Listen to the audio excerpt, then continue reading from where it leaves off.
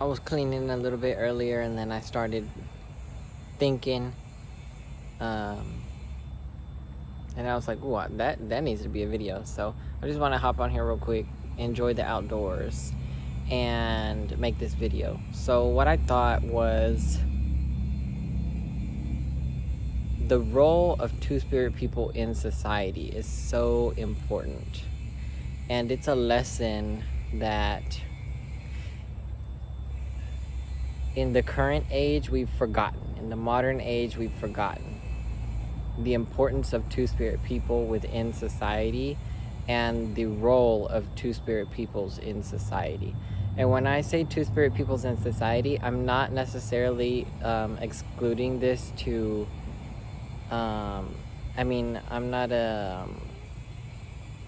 just talking about indigenous society and indigenous peoples, although nobody else can identify as two-spirit but indigenous peoples. The way I comprehend other people's existence is by using that term. That's the way I comprehend other people's place in society and existence, by using the term two-spirit. For societies that are not indigenous. For example, like in India, you have the Kinnar. Most people know them as Hijra, but I was told that that's actually a slur, and they do not like that word. I'm sure it's up to the individual, but the broader sentiment that I've heard is Hijra is not an acceptable term. Kinnar is the term. And I'm not sure how that's spelled, so I'm not sure if I'm exactly saying that right, so sorry, excuse me. But ciao, not you out here today, baby. But anyways, what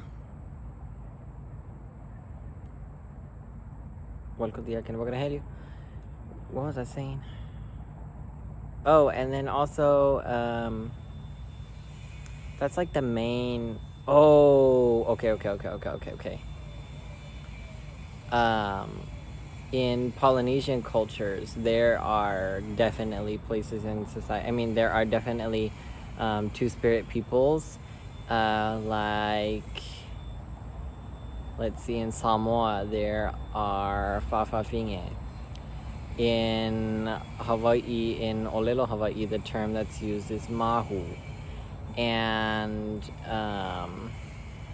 all across Polynesia, and then also in places like Thailand and the Philippines, historically there has been societal acceptance and a specific place in society for these peoples. Like, if you look at, don't quote me on this, but I think it's the Mahabharata, where Arjun, the story of Arjun, he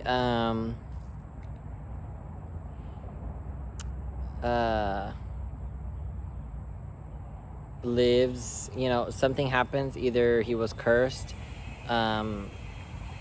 or I don't know. I don't know if there's several versions of the story, because I've read one time that he was cursed to live as Kinnar. But then I remember interacting with another telling of the story that was like he did it by choice to I don't know. I remember there was like an element of choice in it to not be discovered by the people that banished him, or something like that. I should not be I am not like the figure of authority for the story of Arjun. But there is a movie on it, an animated movie, and I like that movie. I've watched it a lot. I really like the depiction of Arjun in that movie. And I think it's just called Arjun. But anyways,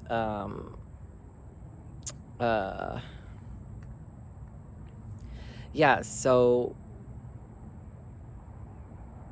the role of Arjun was to be a teacher of the arts, of dance, of everything. Ooh, all these little bugs.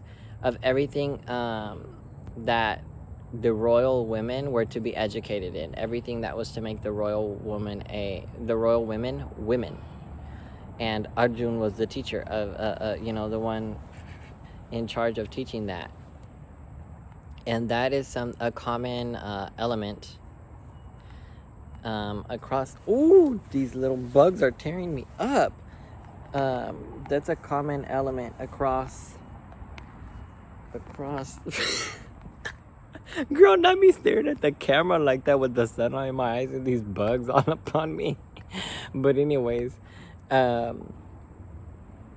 a common element that across societies that have a place for two-spirit peoples, and also in ancient Egypt too, that have a place for two-spirit society, that have a place for two-spirit people in society, is that we are teachers. A lot of the time we are teachers, we're culture bearers, we are very foundational elements of society, of kinship, and things like that, kinship structures and things like that. And I was just thinking of that, and I was thinking of how I myself carry on that traditional role in the modern times. I'm not like glorifying myself or anything. Oh, I'm the best two-spirit person that has ever lived, and I'm so traditional, and I'm just fulfilling my traditional roles so well. Girl, no, I'm not saying that at all.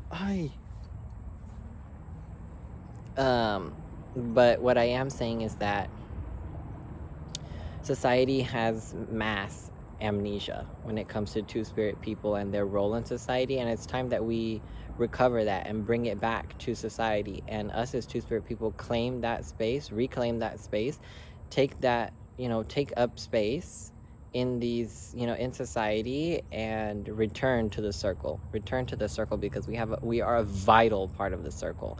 I remember I just saw this one clip on YouTube. I'm not sure if it was I think it was a TV show from either New Zealand. I think it was a New Zealand TV show. And they were playing rugby or something like that. And two people were watching from the sidelines, and it was about someone Fafafinge. And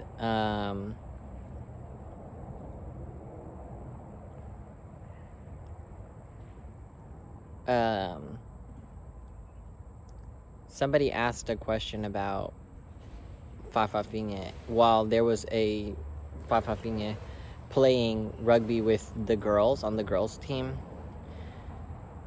and there was like an older man, and he said a world without Fafafinge would be like a world without flowers. And that was just so beautiful. That whole quote, like, you can dissect that so many ways, and it means so much. And it was just such a powerful statement in so little words. And I'm sure he said more, but I didn't have access to the TV show. It was just a small clip that I saw on YouTube. You could probably look it up. Just look up like Fafafinge rugby or something like that. I don't know. Or you might just be able to look it up just by searching up Fafafinge. But yeah, what was I going to say? So most commonly, our role is a very important one. We are teachers. We are very learned in the arts, and very learned and integral in ceremonies and things like that. Like in ancient Egypt, it was an honor to be two-spirit, and it was an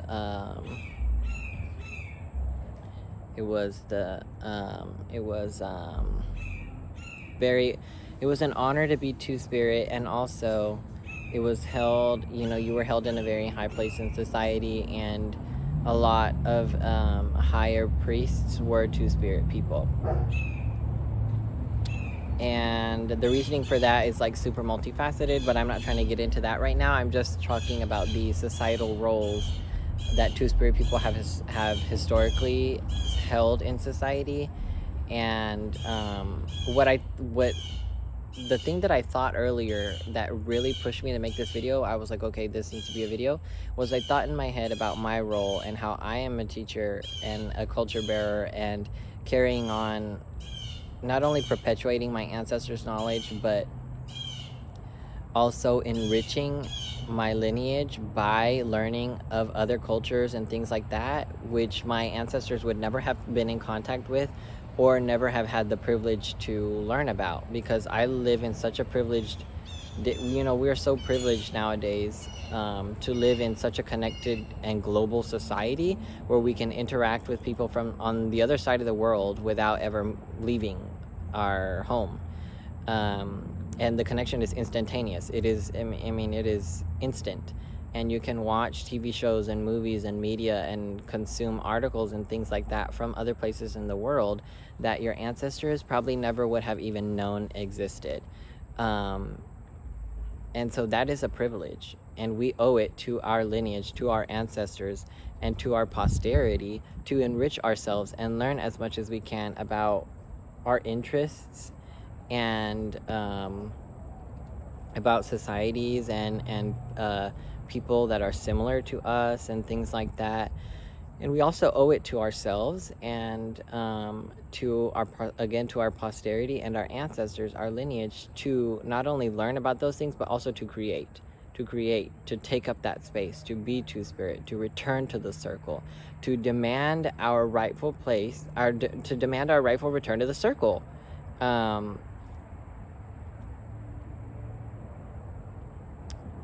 And two-spirit life is just so beautiful and it's so unique. But the fact that almost every major civilization in the world throughout time has had a place in society for us, it goes to show that it's completely natural, and it's something that is just so natural and beautiful. It's just a beautiful facet of life, element of life, to be two-spirit. And as a two-spirit person, your role in society is to be that teacher, and to love. Your role as a two-spirit person in society is to love, because we two-spirit people have so much capacity for love. And I feel like all the shit that we go through can harden our hearts, and sometimes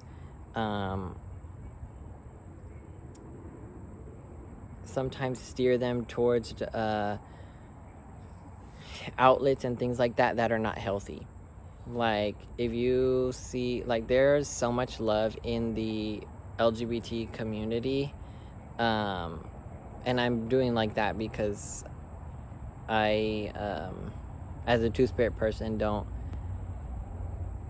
I feel that two-spirit people should not, so LGBT, I've already said this in my What It Means to Be Two-Spirit video, but LGBT society and the term gay, homosexual, and all of that, those are very modern terms. Like, they came about in the 1900s.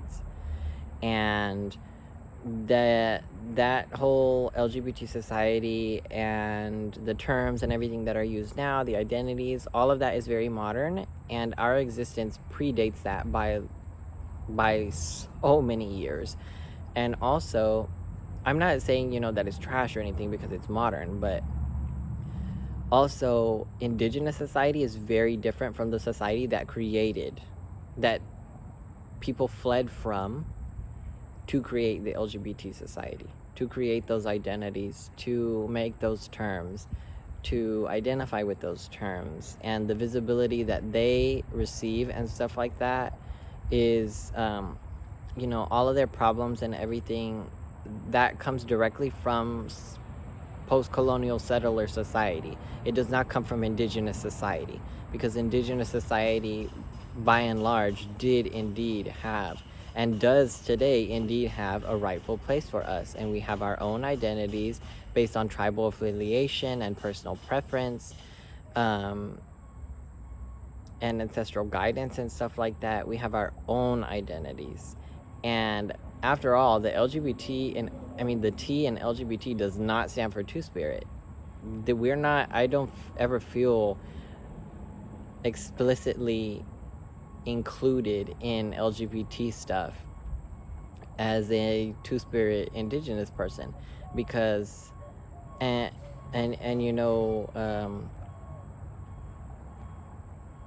sometimes there's even a colonization of the term two-spirit, by saying, oh, two-spirit just means XYZ, and explaining it in LGBT modern societal terms. No, because we are not from that society. We don't exist in that society. Some people do belong to that society, modern Western society, and identify themselves as part of modern Western society, but I don't. I see myself as living in it, but not of it. I am in it, but not of it.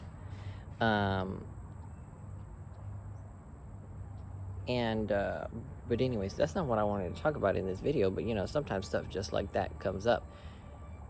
But what was I saying? So the thing that really pushed me to make this video, Lord have mercy, girl. So the thing that that really pushed me to make this video was I was thinking about my role in society and everything that I've done in my life that has just naturally aligned. Like, I don't even seek to do these things. I just naturally am such a giving and loving person. I just naturally am such a wonderful teacher. And my teachers in school told me, you are going to be a teacher one day. You're going to grow up and be a teacher. And I hated that so much because I thought I had to teach in a classroom. That was the only interaction with teaching that I had ever had that was called teaching, that was qualified to be teaching. But we know in indigenous society that is not at all true. There is so much teaching that goes on from different people in society and different relationships to the person that is being taught. It's not just your mother and father that teach you, it's the whole of society that teaches you.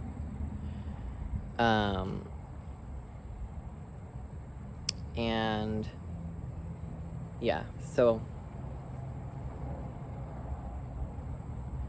girl, let me really get to what made me want to make this video. Lord have mercy.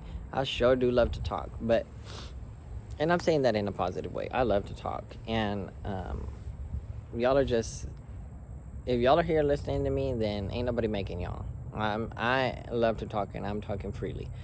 But anyways, the thing that really pushed me to make this video was, in my head, I thought two-spirit people are the glue that holds society together.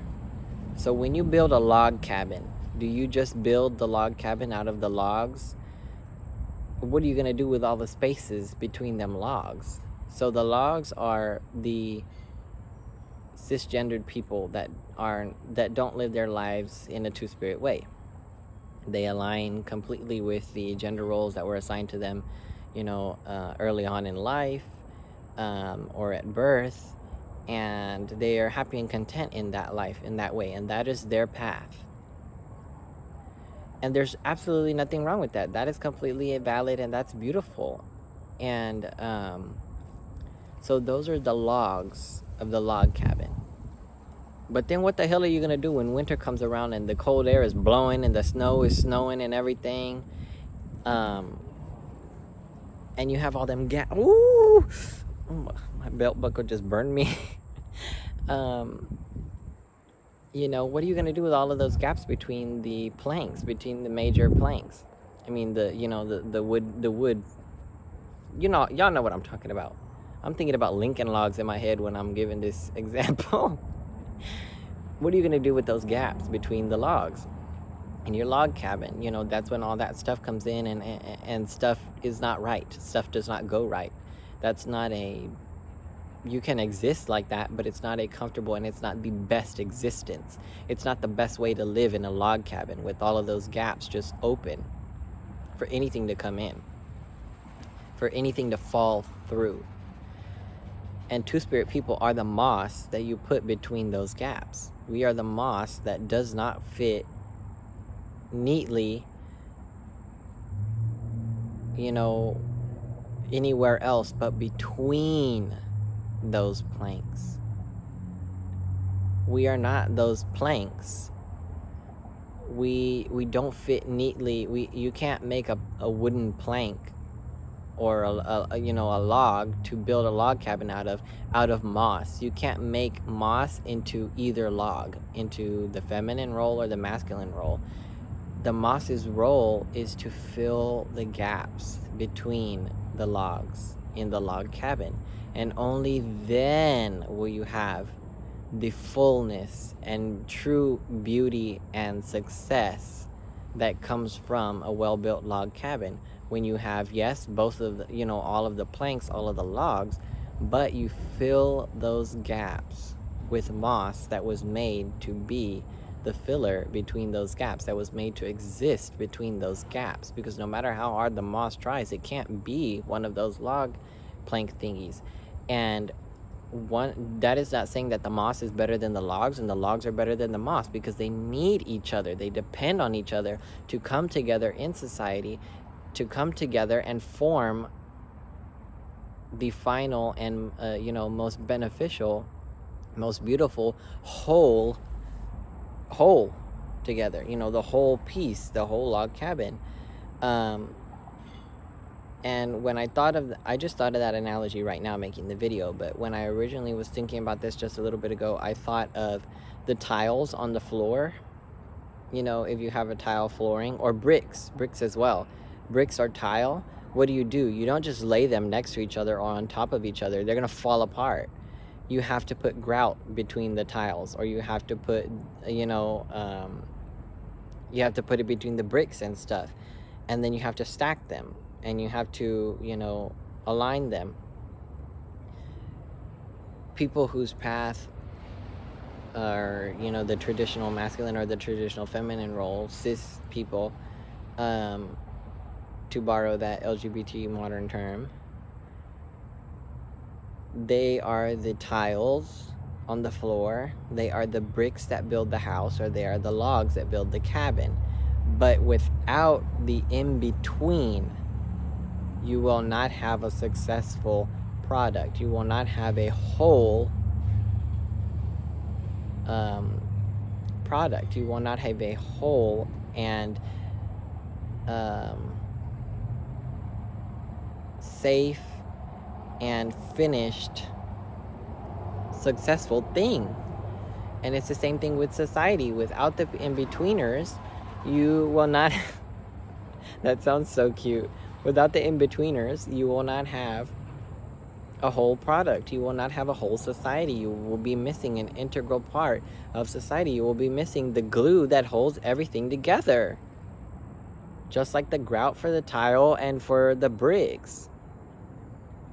If you don't have that, you're not going to have a floor and you're not going to have a house. And it's not that one is more important than the other, because if you just have a bag of grout, then you can't do nothing with that. You need it needs to exist in tandem with the other elements. It needs to exist in tandem with the tiles or the grout or the whatever.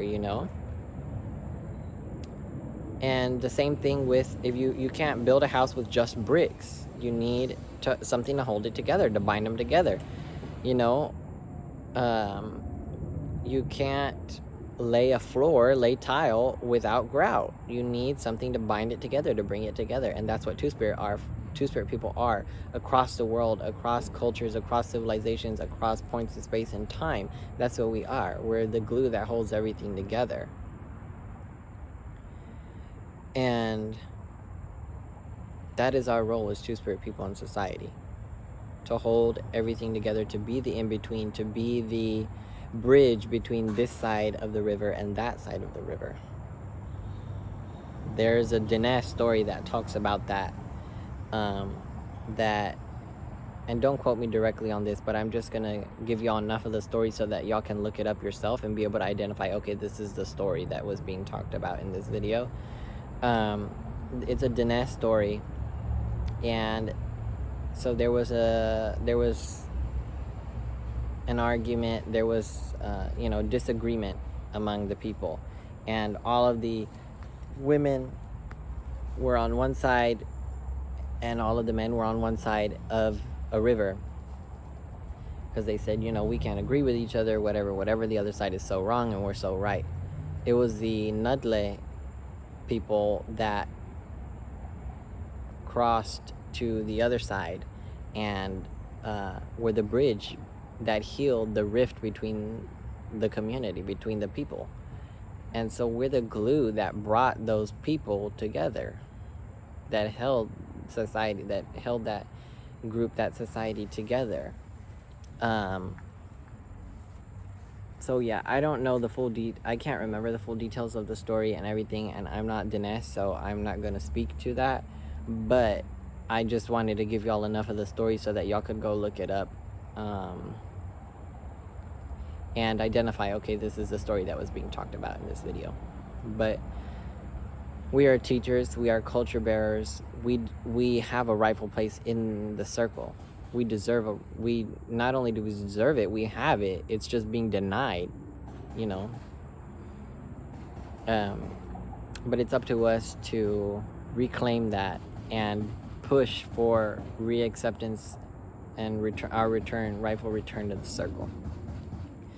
And when the Spanish came to what is now known as the New World, especially in Panama, they were they targeted Two-Spirit people specifically, not only because of their religious and societal beliefs, you know, their gender beliefs that they brought with them from Europe that are completely foreign to this continent.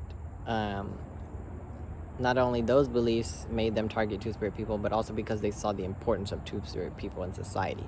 They were culture bearers, teachers, ceremonial people, very highly regarded, and they were the glue that held together society. And so they purposefully targeted and attacked and killed and massacred and did all kinds of horrible things to Two-Spirit people because they wanted indigenous societies to tumble so that they could break the indigenous spirit and submit them to Spanish colonial rule. So don't let that happen in the modern times. Don't let that shit happen here in the now, because we are so privileged to live in this time now of instantaneous communication and so much love. And as a Two-Spirit person, that is one of our main roles in society, to love, because a lot of times Two-Spirit life is very lonely, and a lot of times Two-Spirit people don't have children of their own, and that is where our role to love steps in. We love the children of our loved ones, of our relatives, of our kin, in ways and capacities that others don't and cannot.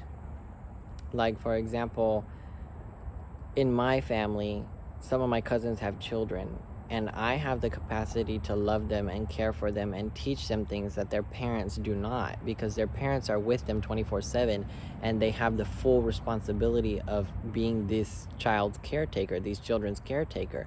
I do not have that. I only have that responsibility when they are with me, when we are in community with our family at a function or whatever, or when they are with me. And I love that. I love not having the full weight of that responsibility, because then I can do everything from a place of love and patience and just so much love that I have for these children in my family. And I love fulfilling that role. I love cooking for them. I love caring for them. I love teaching them. I love experiencing things with them. I love showing them new experiences. And I do all of that from a place of love, because I have that capacity to love them like that and show them like that and teach them like that, teach them those things and guide them like that, that other people don't. Not just because they're not Two-Spirit, but because they bear the full responsibility of taking care of these kids. You know, it's different when you're cooking to just survive, when you haven't eaten and you need to cook and survive. And it's different when you cook out of a place of love, for the food, the ingredients that you're using, love for where they came from, love for yourself, and respect and honor and valuing yourself and your knowledge and the alchemy that you're doing to take these ingredients and make a beautiful dish with it. And then I gotta finish this video because my phone is running out of memory, and I think my phone's about to heat up. because the sun is real strong. But anyways, when you can do these things from a place of love that others cannot, that is not to say that you are better than those people. No, because y'all have different responsibilities, and y'all are different people, and y'all are unique. Y'all have different likes, interests, and love and everything. So why would you just can't compare those things. But I love that role. I love having that role so much. And if I come back here to this earth, I want to have that. I want to be Two-Spirit again.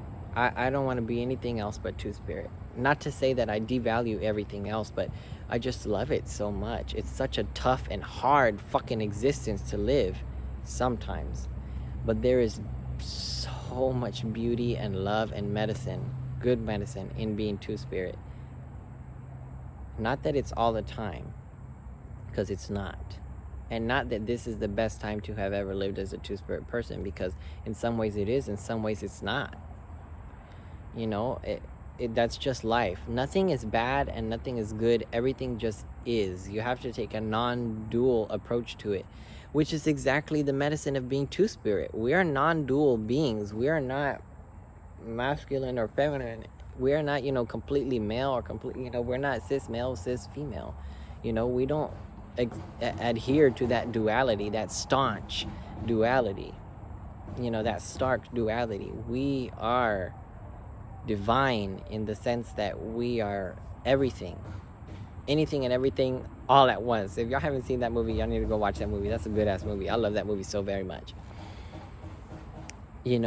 You're not, and that video, if you watch that video, you'll get a better understanding of what I mean by nothing is bad and nothing is good. Everything just is. And the divinity of non-duality. And that is the medicine of Two-Spirit people. Non-duality. So, thank y'all for watching. If you're watching, I love talking. I can talk forever, but my phone only has a limited amount of storage, and this video is 32 minutes long. Good lord. I did not think y'all was gonna sit here and talk for 32 minutes, and also my phone is heating up because of the sun. So I'm gonna go ahead and skedaddle. I'm a big G little O, and love y'all. Remember, as a Two-Spirit person, you have a right to a place in the circle. Do everything that you can to reclaim it and speak up and return to the circle. Return to your rightful place in the circle, because nobody, really and truly nobody, can take that from us. Nobody can take that from us. Find your community. If you can't find your community, then be the community that you want to be a part of. Be that person in the community that you want to be with. Build your community. If you don't see representation for you that looks like you, then be that person at the table. So, thank y'all. Love y'all. Keep living y'all's little Two-Spirit lives. Love yourself. Love others. That's what we were put here to do. Thank y'all for watching. Love y'all.